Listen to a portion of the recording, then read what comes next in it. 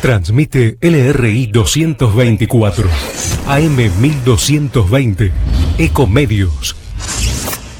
Espacio cedido al Frente de Izquierda, provincia de Buenos Aires. El gobierno es minoría en el Congreso, pero logró hacer aprobar decenas de leyes negativas para el pueblo trabajador, por el apoyo de diputados y senadores de Massa, el PJ y el Frente para la Victoria. Si querés una oposición consecuente al ajuste y la entrega del país, la izquierda tiene que estar.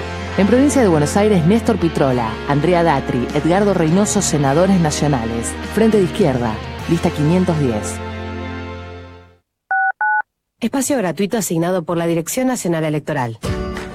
Jorge Dayana tiene que ser el tercer senador de la provincia de Buenos Aires.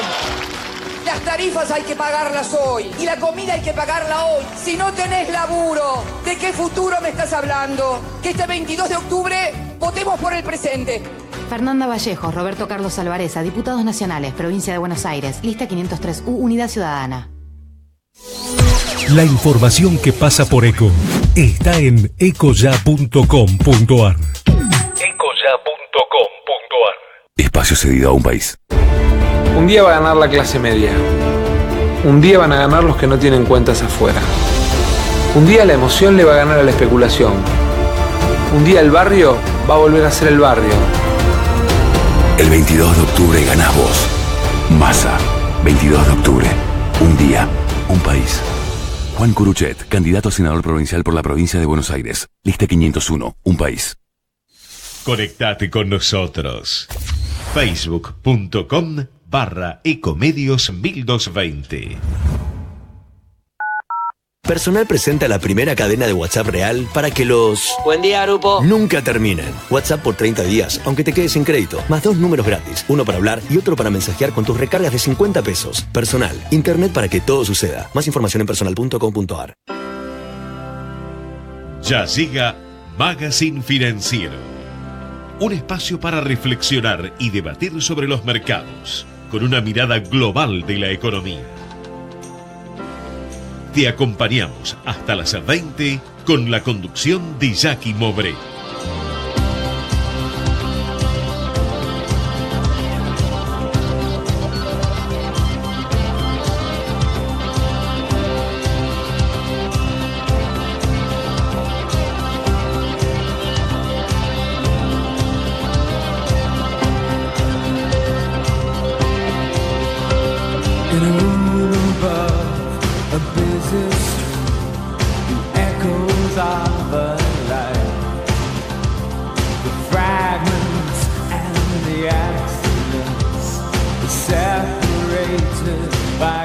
Muy buenas tardes, ¿cómo les va? Es un gusto para mí reencontrarme con todos ustedes. Acá estoy en vivo, estoy en Argentina, he vuelto.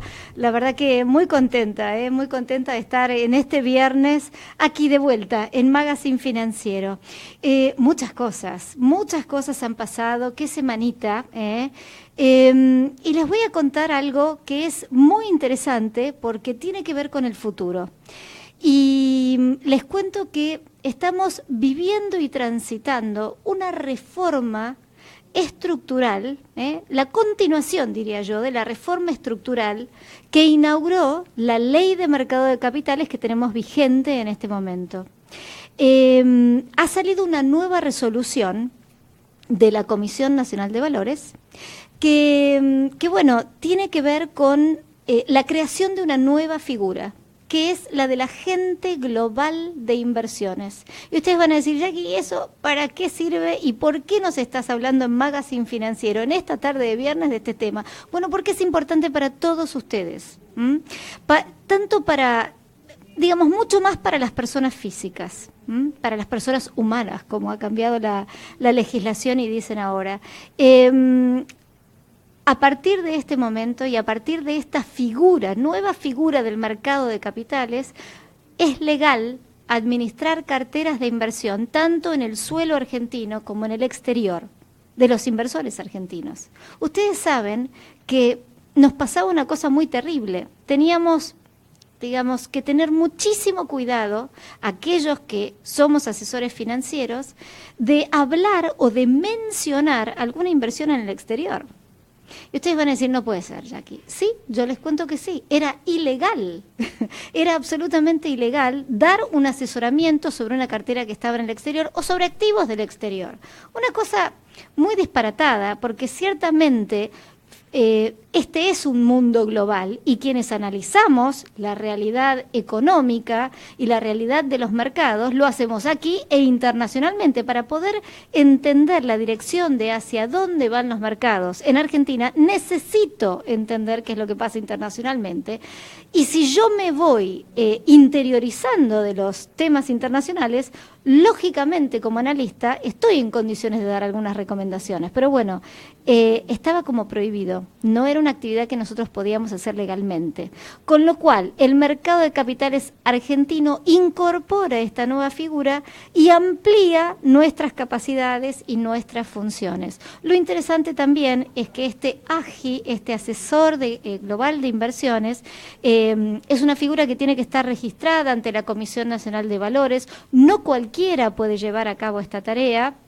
Debe pasar, por supuesto, por el escrutinio y la autorización de la Comisión Nacional de Valores, pero está permanentemente fiscalizado, con lo cual va a ser muy interesante porque a partir de este momento ustedes van a poder tener, no les va a pasar lo que le pasaba a muchos clientes nuestros, que es, bueno, yo tengo parte de mi cartera en Estados Unidos y me atiende una persona en Estados Unidos, y parte de mi cartera acá y me atiende una persona acá. ¿Y quién mira todo? ¿Quién mira el todo? ¿Quién hace un análisis integral del portafolio de inversiones que yo tengo? Bueno, era nadie antes, no se podía hacer eso, por lo menos no legalmente. Entonces, digamos, nosotros no podíamos emitir opinión, ni tener información, ni interactuar con ese tema. Así que la verdad que me parece que es un aporte muy importante para el concepto de lo que es un mercado de capitales y de lo que son las inversiones, porque las personas van a poder evaluar y decidir libremente y consultar con ese asesor financiero de su confianza acerca de la composición de las inversiones de su cartera. Bueno, a ver, esto era lo primero que yo les quería contar, pero hay mucho más en este programa.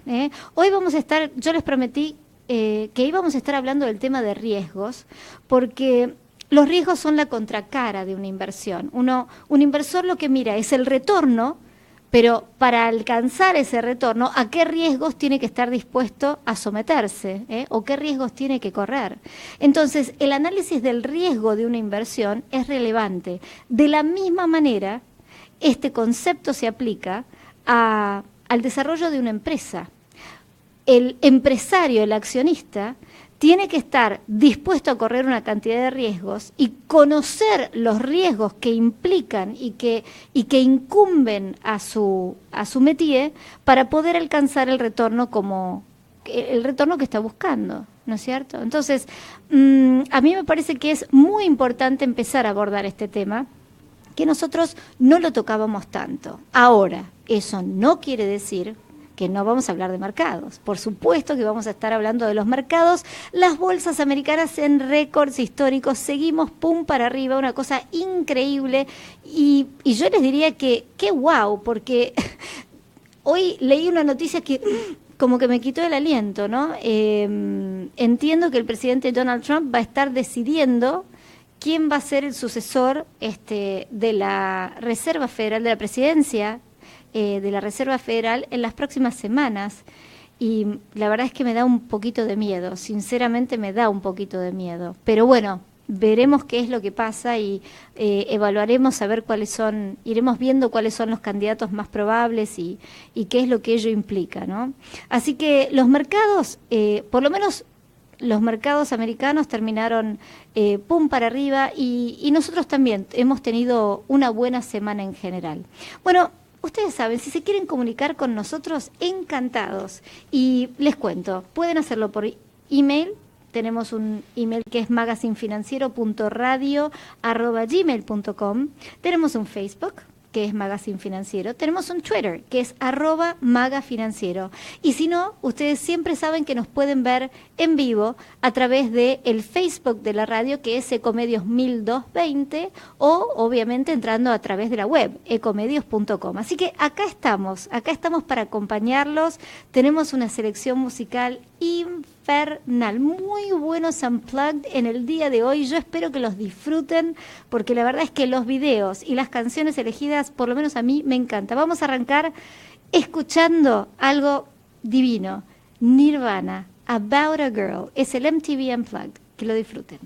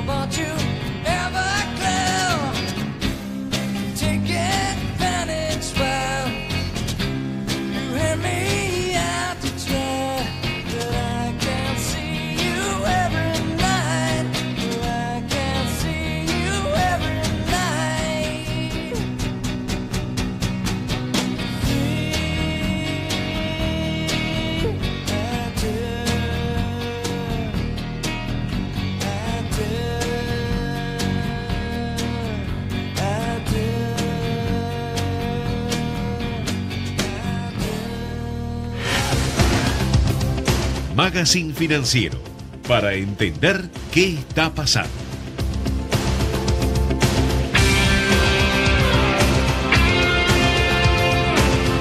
Muy bien, y estamos de vuelta, son las 19:17 y les cuento que, bueno, estamos listos para empezar a charlar acerca de este tema que yo les decía que a mí me parece que es muy importante, que es el tema de los riesgos en las empresas.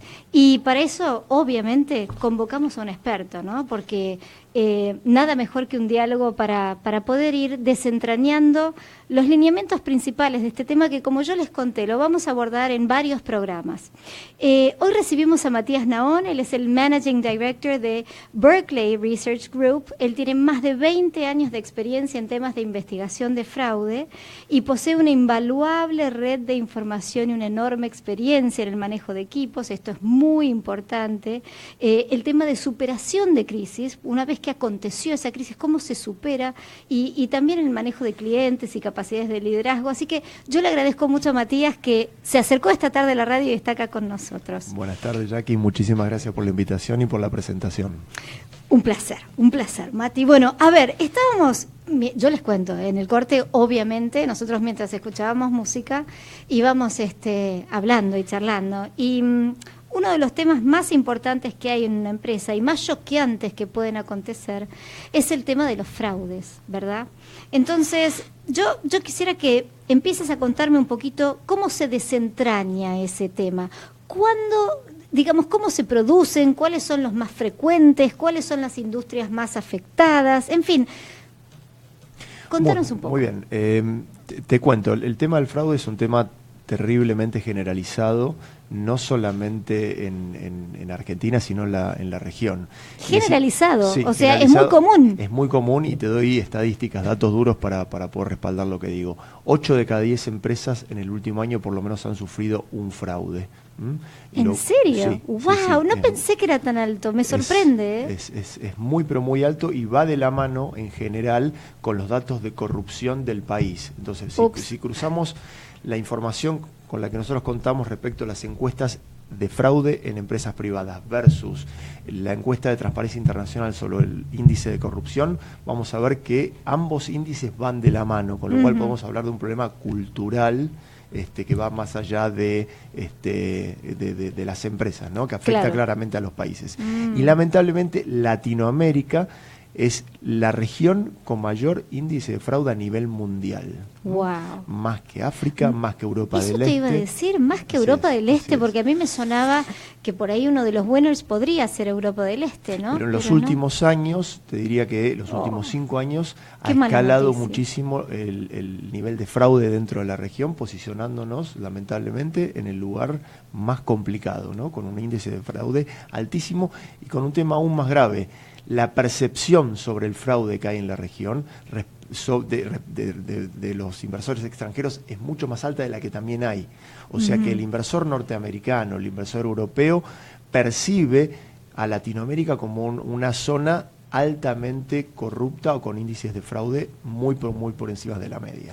Vos fíjate que ese dato que vos estás aportando es clave y es fundamental, porque cuando nos preguntamos ¿por qué si Argentina cambió todavía no llegaron las inversiones? Bueno, este es un factor que también tiene que ver, no es el único, obvio, pero digo, también tiene que ver. Es doloroso, ¿no? Y la verdad que tenemos que trabajar en resolverlo esto.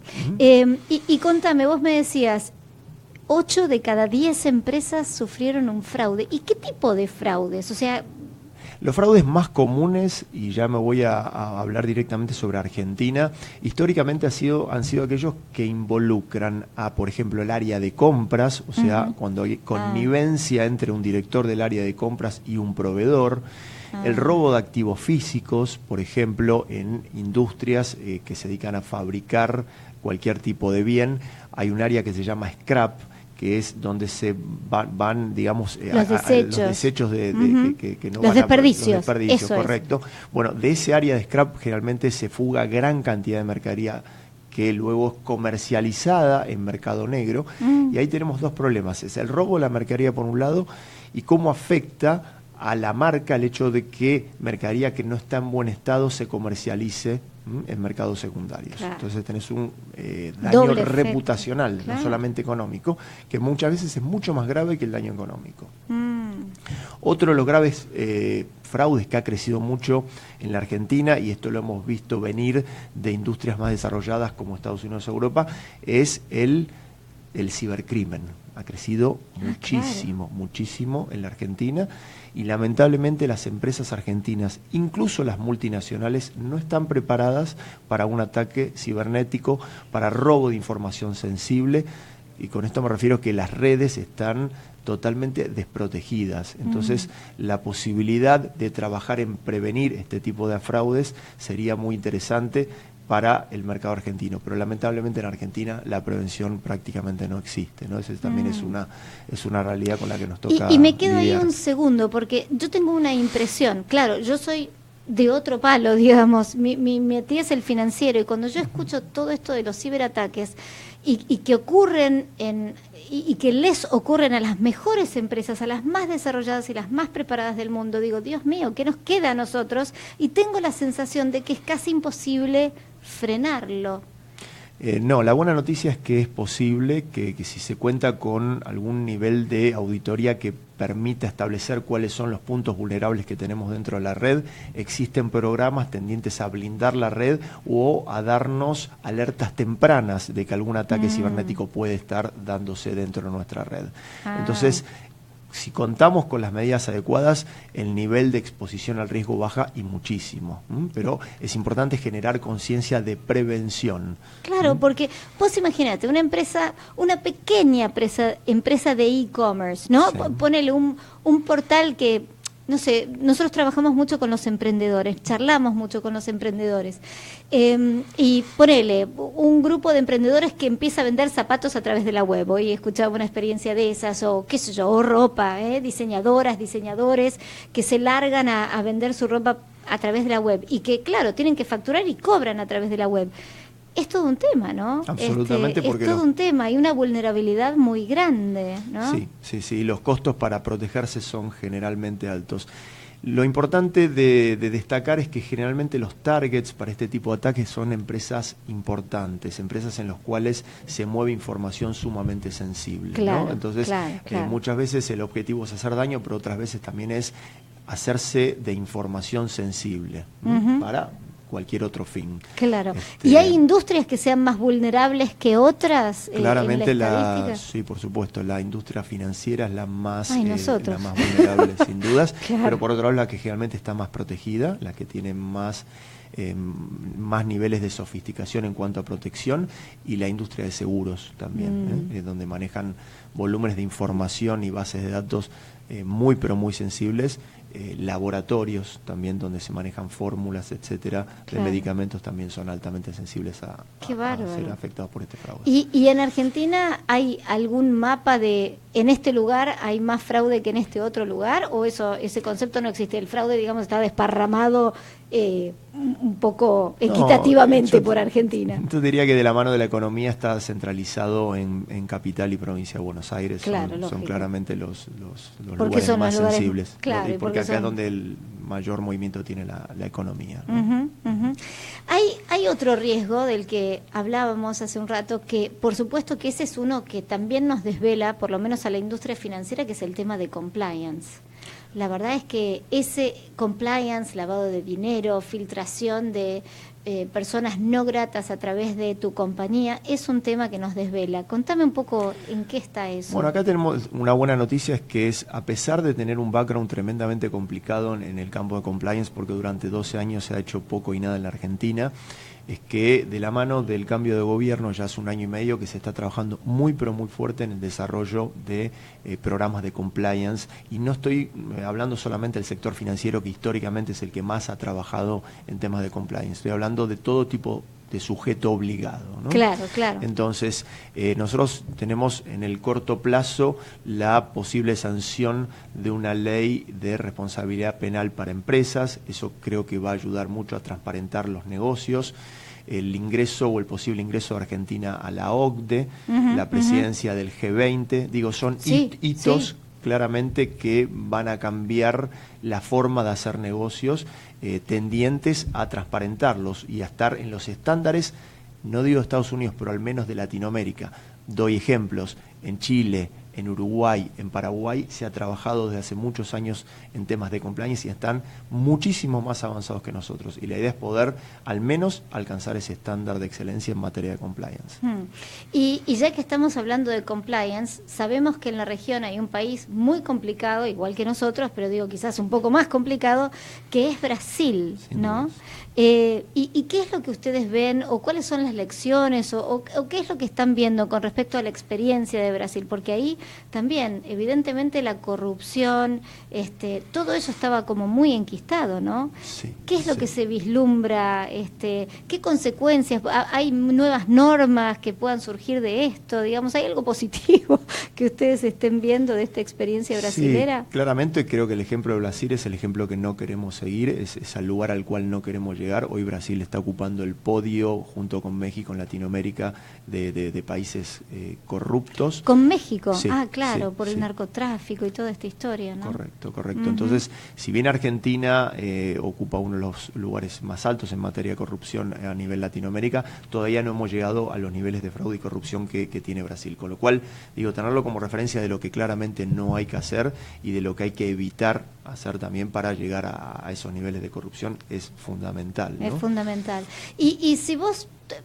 Nosotros en la audiencia seguro que tenemos un montón de empresarios, de pymes que nos escuchan.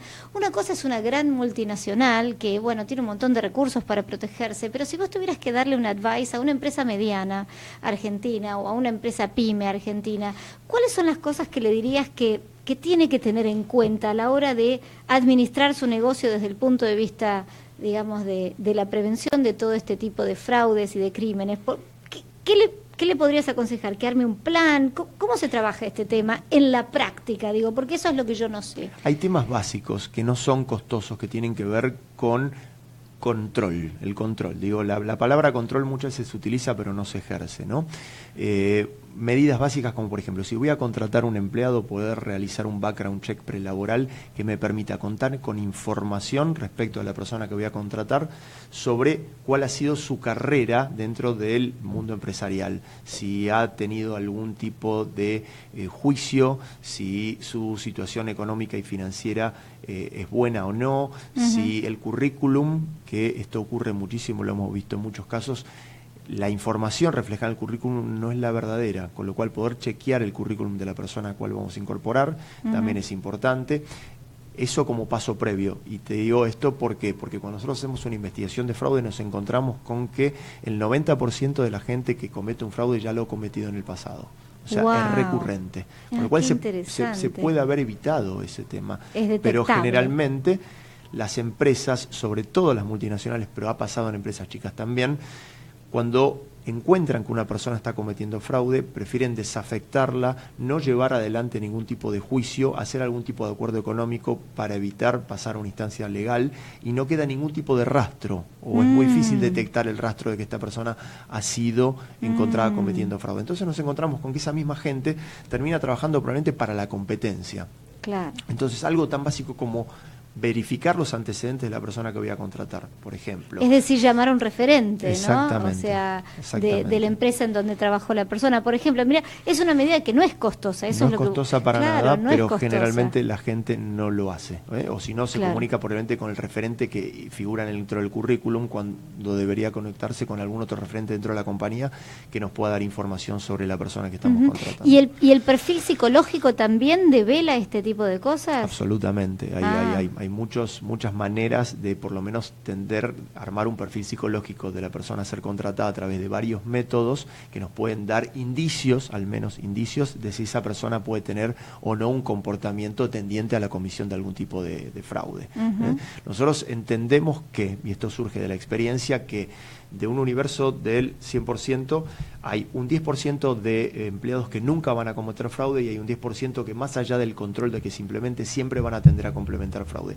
Nosotros tenemos que apuntar al 80% que está en el medio, que es aquel que según si se da la oportunidad o existe algún tipo de justificación, van a cometer o no fraude. ¡Ay, qué impresionantes esos números! O sea, solo un 10% nunca lo va a hacer.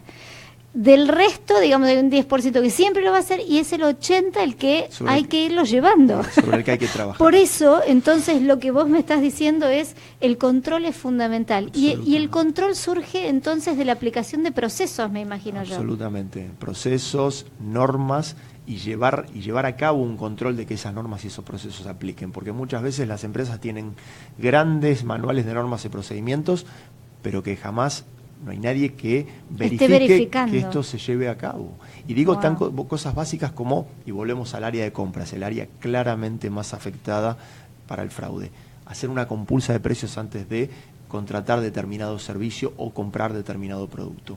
Las compulsas de precios en empresas grandes incluso no existen muchas veces. Y claro, y además hacer un rastreo. Una de las cosas que se hace mucho en la industria financiera es ver con quién uno opera, ¿no? ¿Quién es tu contraparte? Si vos siempre operás con Juan, quiere decir que quizás tenés una preferencia por Juan y hay que investigar si esa preferencia es solamente por una amistad o si surge realmente de algún otro tipo de arreglo económico, ¿no? Sí, por supuesto. Son cosas simples a veces cuando uno piensa, ¿no? Nosotros, por ejemplo, te doy un ejemplo. Contamos con una base de datos que permite cruzar toda la información que hay sobre proveedores y clientes y verificar si hay algún dato en común. Porque lo que generalmente ocurre es que alguien que comete fraude, si lo dejamos en el tiempo cometer fraude, el nivel de fraude crece exponencialmente. Claro. Y comienzan pidiendo algún tipo de retorno, y llegan al punto a crear sus propias empresas a través de familiares y prestar servicios o productos, o incluso a facturar por servicios y productos que nunca se entregan o nunca se prestan. Epa. Hemos visto, y estoy hablando de casos puntuales que me ha tocado trabajar. Qué feo.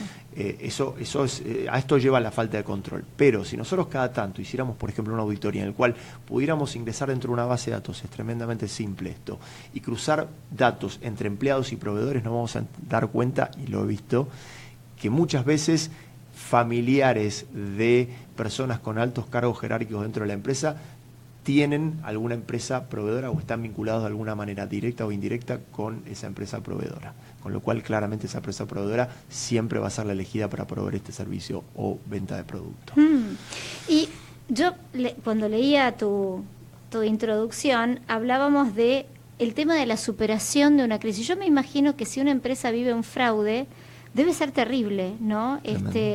Un fraude importante o tiene que echar un grupo de personas porque, bueno, estaban cometiendo este tipo de delitos. Debe ser muy difícil para el equipo reconstruirse. Me imagino yo que yo viví una situación, no exactamente de fraude, pero sí de una muy fuerte auditoría, y la verdad es que la sensación era horrible porque se cortaba, digamos, el ambiente con tijera, ¿no? Entonces, recuerdo esa enorme incomodidad de sentirnos todos mirados, aunque uno no tuviera nada que ver, pero no importa, la situación es fea. Es muy incómodo. Es muy incómoda. Entonces, ¿cómo se trabaja para salir de eso y para generar una cultura? Porque ahí tenés un problema también de cultura, ¿no? Absolutamente. Por lo pronto, me parece que es fundamental transparentar el proceso investigativo.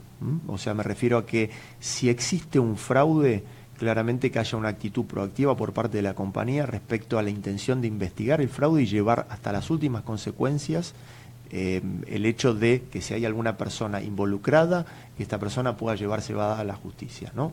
Punto número uno, cosa que generalmente no ocurre.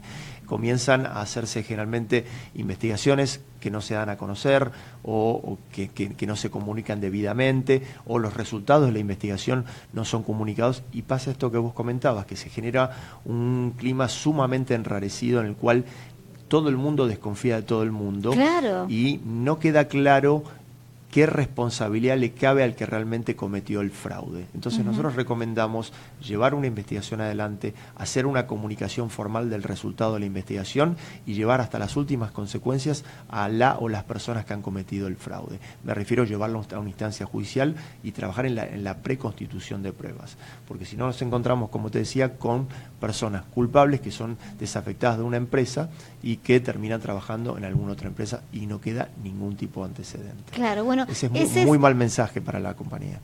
Claro, para la compañía y también para la comunidad. Y es como que pasa lo mismo cuando te roban y vos no vas a hacer la denuncia en la comisaría, ¿no? Porque no quedan registrados, entonces las estadísticas son diferentes de lo que es la realidad. Y la verdad es que vos fíjate que volvemos a caer en un concepto básico, ¿no? El tema de la transparencia y la cultura que tiene que tener una sociedad para ser exigente en esta materia de la ética, ¿no? Y bueno, y este concepto de la justamente de la transparencia, ¿no? Nos pasa con todo el tema del gobierno. Sí. Y es muy doloroso escuchar estas frases que están tan instaladas. Yo lo comentaba la vez pasada al aire, estas frases tan instaladas que están con respecto a los políticos, bueno, roba pero no importa porque hizo algo por nosotros. Estas cosas hay que desterrarlas culturalmente porque ciertamente distorsionan los valores, me parece a mí, ¿no? Y todo parte de los valores, lo que está bien y lo que está mal. Y no hay un más o menos bien. No existe ese concepto. O robaste o no robaste. No hay un intermedio. No es robaste, pero bueno. No. La verdad es que los principios son claros y se aplican de manera estricta, ¿no? Sí, y no hay grises en esto. Y no hay grises, no hay pero grises. yo creo que me parece que es un tema de evolución también. Es tan fuerte lo que le está pasando a Brasil y es tan fuerte lo que nos está pasando a nosotros mismos que yo creo que tengo la esperanza, de que realmente aprendamos y podamos ir corrigiendo esto dentro de la cultura y de los valores y de la ética, ¿no? Sí. Me pasa también cuando escucho estos temas de la toma de los colegios. Vos sabés que yo fui al Nacional Buenos Aires Y escuchaba el tema de la toma de los colegios y lo que había pasado en el Pellegrini y ciertamente uno dice, pero a ver, ¿cómo puede ser que esté mal evaluar a los maestros, por ejemplo? ¿Cómo puede ser que esté mal debatir en vez de tomar el colegio e impedir que todo el mundo estudie? Y cuando miraba las estadísticas, es solamente un 12% de los alumnos los que integran el centro de estudiantes, y es el centro de estudiantes el que tomó el colegio entero. Y digo, tenemos muchos conceptos que corregir, ¿no? Y la verdad es que los modos de ejercer nuestros derechos tienen que cambiar, ¿no? Absolutamente, pero el ejemplo tiene que venir de arriba, ¿no? Y claro. esto que vos mencionabas, el tema del gobierno y la percepción de un gobierno corrupto, esto se traslada a las empresas también. Nosotros cuando entramos a una empresa a hacer algún tipo de investigación y hacemos entrevistas a los diferentes empleados, muchos no se animan a denunciar por dos motivos. Uno, muchas veces no tienen una línea de denuncias anónima que es fundamental en pos de la transparencia. Y dos, no se animan a denunciar porque piensan que se trata de robo para la corona, o sea que hay alguien de arriba de ellos que puede estar involucrado en este tipo de fraude. Con lo cual es fundamental lo que vos decís, el ejemplo de arriba hacia abajo. Qué bárbaro, ¿no? Bueno, ustedes lo escucharon, él es Matías Nahón. Matías, ¿nos contás si la gente se quiere comunicar con ustedes? ¿Tienen una web? ¿Tienen un lugar para que puedan acceder? Sí, cómo no. La web nuestra es thinkbrg.com, thinkbrg.com. Y bueno, ahí pueden encontrar todos nuestros datos de contacto e información sobre los servicios de la empresa. Bueno, súper interesante la charla, te agradezco muchísimo que te hayas acercado al estudio y yo les propongo ir a la tanda de la radio y escuchar un poquito de música, nos relajamos y volvemos. Ecomedios.com AM1220. Estamos con vos. Estamos en vos. Espacio cedido a Cambiemos Buenos Aires. Susana y José, a pesar de llevarse 40 años, son de la misma generación. Al igual que Don Miguel de 70 y Tomás de 8. Todos somos parte de esta generación. Una generación que no tiene que ver con la edad, sino con las ganas de vivir mejor. Y donde lo único que se necesita para ser parte es tener esperanza. Porque es la generación en la que todos somos bienvenidos a trabajar en equipo. Y la que cree que todo es posible. Todos somos parte de esta generación que está cambiando la provincia. Juntos podemos. Esteban Bullrich, Gladys González, candidatos a senadores nacionales por la provincia de Buenos Aires. Cambiemos Buenos Aires, lista 508. Descarga gratis de tu celular la aplicación Ecomedios. Podés escucharnos en vivo, informarte con las últimas noticias y entrevistas en audio y video. Búscala y bajate la aplicación Ecomedios. Espacio cedido al Frente de Izquierda. La izquierda tiene que estar. Nicolás del Caño, Romina del Pla, Juan Carlos Giordano, diputados. Frente de Izquierda, lista 510. Cambiemos viene con tarifazos, reforma laboral, precarización y represión. Para pararle la mano necesitamos un nuevo proyecto político, de izquierda, pero renovada y unitaria. Francisco Torres, diputado provincial, Izquierda al Frente por el Socialismo, lista 504, Buenos Aires. Podés vernos en vivo en ecohd.com.ar. Espacio cedido al Frente de Izquierda Ciudad de Buenos Aires. La izquierda tiene que estar. En Provincia de Buenos Aires, Pitrola, Datri, Reynoso, senadores nacionales. Frente de Izquierda, lista 510. Conectate con nosotros.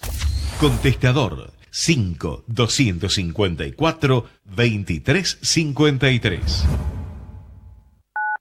Personal presenta la primera cadena de WhatsApp real para que la sigas remando aunque te hayan clavado 5 vistos seguidos. WhatsApp por 30 días, aunque te quedes sin crédito. Más 2 números gratis, uno para hablar y otro para mensajear con tus recargas de 50 pesos. Personal, internet para que todo suceda. Más información en personal.com.ar. Magazine Financiero. Hasta las 20. Conversamos sobre finanzas, empresas y economía. Con la conducción de Jackie Mobré.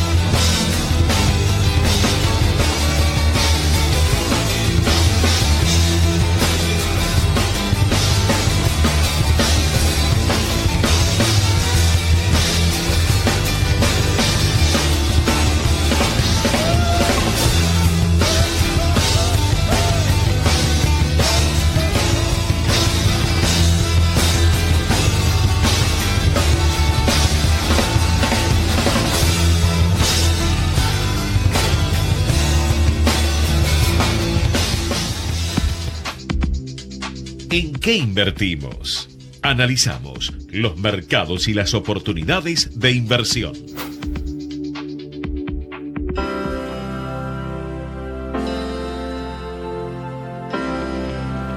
Muy bien, y seguimos aquí en Magazine Financiero. Estábamos escuchando, pero divinos, a Pearl Jam, Alive, en el Unplugged que nos preparó nuestro DJ, el señor Dani Bairo.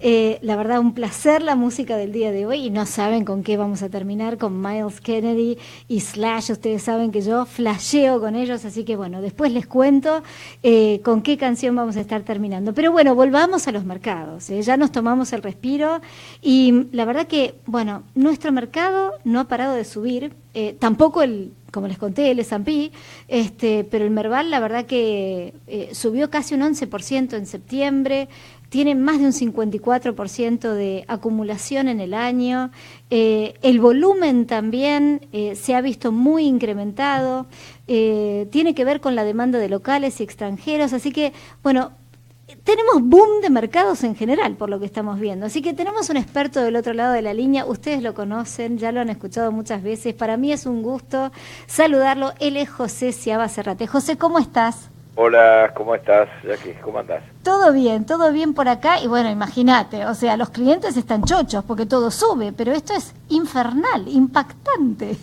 Contame qué estás viendo, qué estás pensando. No sé si querés empezar por afuera, que hay, bueno, noticias de distintos colores. Sí, pero los mercados muy bien también afuera, ¿no? Y sí, Quizá el no S&P en récords. Argentina le sacó varios cuerpos de distancia, pero ha sido un septiembre, te diría, muy rentable, calmo como agua de pozo, uno diría, si ve la volatilidad en los mercados. Claramente sí. ha habido inquietudes geopolíticas importantes, y misiles, digamos, sobrevolando Japón, claro. Pero ninguno dio en el blanco, aparentemente, y esa es la condición, al menos, para empezar a preocuparse.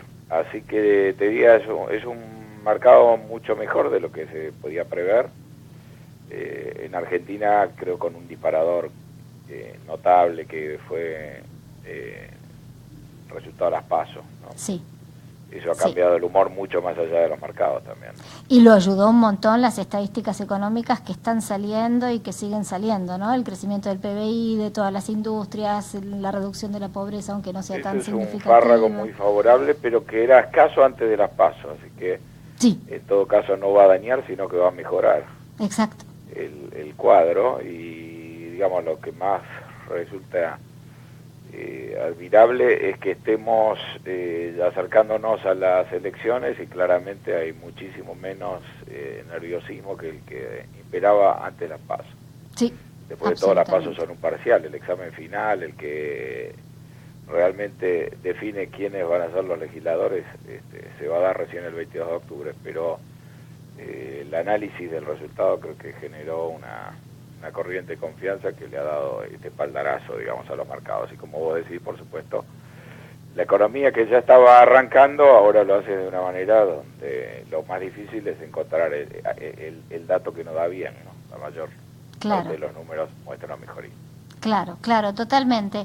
José, vos sabés que yo leo y veo, a mí me fastidia preguntarlo, pero debo preguntarlo, porque es el tema que instalan en los medios, y la verdad es que me parece que hay una falta de comprensión integral cuando lo instalan o lo toman muy aislado, y es el tema de la deuda pública. ¿Cuán cómodo, cuán incómodo? ¿Cuál es tu lectura al respecto? ¿Vos lo ves de manera integral? ¿Te parece que no? ¿Qué sentís al respecto? Pero, ¿cuál es la objeción, digamos? No, el crecimiento. Vos viste que crece y crece, y hacen bombo y alaraca de que crece y crece el endeudamiento de Argentina, y que estamos en una zona peligrosa y que nos va a volver a pasar lo que nos pasó, qué sé yo, en la época de Cavallo. Una visión muy optimista hace tiempo, pero no, digamos, quizá en un tema como esto, no hay que olvidarse que a la larga la Argentina lo que ha demostrado una y otra vez es que termina arruinando todo, ¿no? Así que mi optimismo no excluye esa posibilidad, y la deuda termina siendo normalmente, los problemas fiscales, la razón más repetida, no tiene por qué ser la única detrás de esos problemas. Claro. Y yo creo que todas estas objeciones de alguna manera se alimentan de esa constancia que tenemos. En el fondo la maldición de Sísifo ya estaba descrita en la mitología, ¿no? Pero creo que estamos arrancando un periodo, digamos, y las PASO ha transmitido esa impresión, son un cambio de era, así como una época marcada por el gobierno de Menem, muy prolongada, y otra también con Kirchner. Estamos resolviendo lo que era una duda, una inquietud después del 2015, si Macri iba a ser de la Rúa o no. Lo que quedó enterrado es la posibilidad de la eyección vía helicóptero. Menos mal. Y lo que la economía está mostrando a la par es la posibilidad de pensar en un periodo relativamente prolongado donde las cosas puedan mejorar, y eso una economía y política de la mano y permitan, bueno, marcar una época, ¿no? Sí. Claramente la deuda está creciendo, quizás no era tan baja como parecía, porque cuando uno tiene que arreglar, no sé, con los holdouts, claramente ahí aparece una deuda que está bajo la alfombra, hay que ponerla en blanco sobre negro, después hay que pagarla, hay que refinanciar y hay que pasar por el mercado. Ahí hay un cambio muy grande donde aparece deuda sola que estaba enterrada, pero que tarde o temprano, si uno quería avanzar, iba a tener que reconocer. Sí, por otro lado, es muy claro que el déficit es grande, y eso, más allá de cómo uno se arregle para financiarlo, tarde o temprano, si no va a emitir a cuatro manos, va a terminar siendo acumulación de deuda. Sí. Y yo creo que el problema de la deuda existe, quizás su magnitud hoy no sea un impedimento, le sacamos el quizás, si querés. Está claro que la Argentina se ha podido financiar cómodamente. También está claro que este esquema gradual va a seguir necesitando, ¿no? Generar deuda y colocarla en el mercado. Y no me parece mal que la gente se preocupe, ¿no? Pero digamos, reconociendo ese problema, creo que hay un espacio para que la Argentina se tome su tiempo, consolide ya la parte política, que está bastante avanzada. Yo creo que ahí ha habido un shock que quizás no se reconoce o recién se está reconociendo ahora. Y después, que el después te diría que empieza a ser ahora. Me parece que hay una oportunidad como para cargar la batería sobre la parte fiscal y enderezar y generar más certidumbre sobre este tema, que en el fondo es el tema fiscal, la ejecución, digamos, presupuestaria y la deuda, es el tema donde están las mayores dudas sobre el plan. Así que me parece que ahí es donde más rentable tomar medidas en el margen, en ese terreno y en lo que es la competitividad, que también es un tema delicado. Me imagino que el gobierno lo sabe y que va a apuntar en esa dirección. Y tarde o temprano, creo que ahí se pueden también conseguir mejoras significativas. Y finalmente yo veo una dinámica donde más gente se va a poner positiva. Pero te recuerdo lo que te dije al comienzo, ¿no? Hemos tenido momentos prolongados donde las cosas han ido bien. Y después invariablemente nos hemos arreglado para arruinarlos. Digamos, ojalá, porque el destino no está escrito en piedra, que esta vez lo manejemos mejor. Claro. Bueno, se nos renueva la oportunidad, al menos, ¿no? Así es, para, es como la calecita. Claro, para reescribir la historia, el final de esta historia. Ojalá que ciertamente sea diferente. Te saco de Argentina y te llevo a un tema que bueno, a mí me preocupa un poquito. Se viene el recambio de la presidente de la Reserva Federal. Janet Yellen parece que, termina su mandato en febrero, ¿no? Exacto. Trump, al quien le encanta mostrar lo importante que es, ¿no? Sí. Nos recuerda que él tiene la potestad, eventualmente, de renovarle el mandato o de agradecerle los servicios prestados y proponerle al Congreso un nuevo timonel, digamos, de la Reserva Federal, que el Congreso debe aprobar. Y entonces ha comenzado una ronda de consultas, aparentemente, sí, que ha estado con Kevin Walsh, aparentemente con el gobernador Powell también. Hay mucha gente que se postula para ese cargo, académicos como John Taylor, el autor de la regla de Taylor, que de alguna manera tendría acá una coronación, una carrera académica, y otra gente que no tiene ese perfil.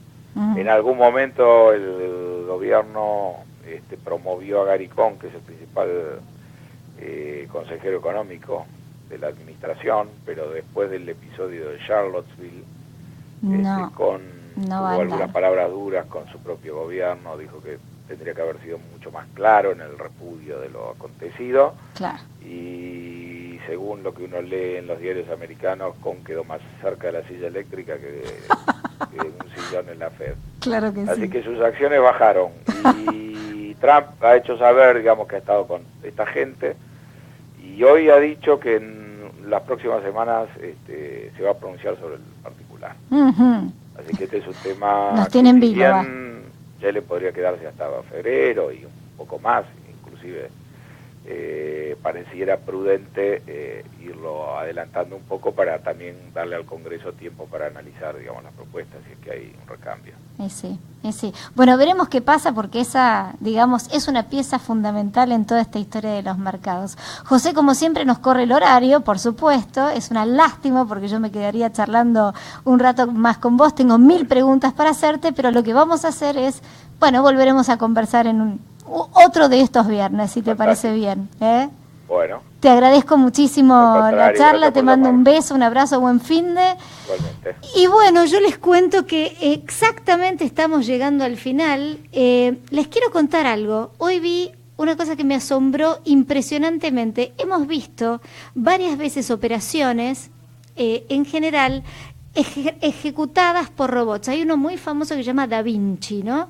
Que los médicos se ponen unos guantes y es como que manejan un robot y van operando a la persona. Bueno, hoy se realizó por primera vez en el mundo la colocación de un implante, una operación dental que la hizo 100% un robot, pero yo les cuento, la diferencia con este Da Vinci es que no había un cirujano digitando, sino que estaba como programado todo lo que el robot tenía que hacer, y la verdad que es impactante la operación. La vi por las redes sociales. Ustedes saben que ahí uno se entera de todo, y ustedes dirán, pero Jackie, ¿de qué estás hablando? Si esto es un programa financiero de inversiones. No, yo lo que les estoy contando es cómo la innovación tecnológica afecta la vida de todos y va cambiando las profesiones y va a cambiar la dinámica económica, porque quizás ahora para ciertas tareas los robots se coticen mejor que un dentista. Entonces el dentista va a tener que cambiar, ese especialista en implantes quizás vaya a tener que cambiar un poco su métier, ¿no? Entonces esta es la reflexión a la que yo los invito constantemente, porque la tecnología nos está cambiando la vida y vale la pena que reflexionemos al respecto en forma positiva, ¿eh? Yo siempre creo que justamente lo que se va a develar a partir de este confort tecnológico es el rol del hombre, y me da la sensación de que el rol del hombre tiene que ver justamente con pensar, con todo lo que tiene que ver con las actividades recreativas y artísticas. Así que, bueno, tenemos mucho para pensar. Los quiero dejar con, este último tema que yo les dije que a mí me encanta, Slash y Miles Kennedy. Les deseo una maravillosa semana y nos volvemos a encontrar el próximo viernes aquí en Magazine Financiero. Back from Call, el Unplugged.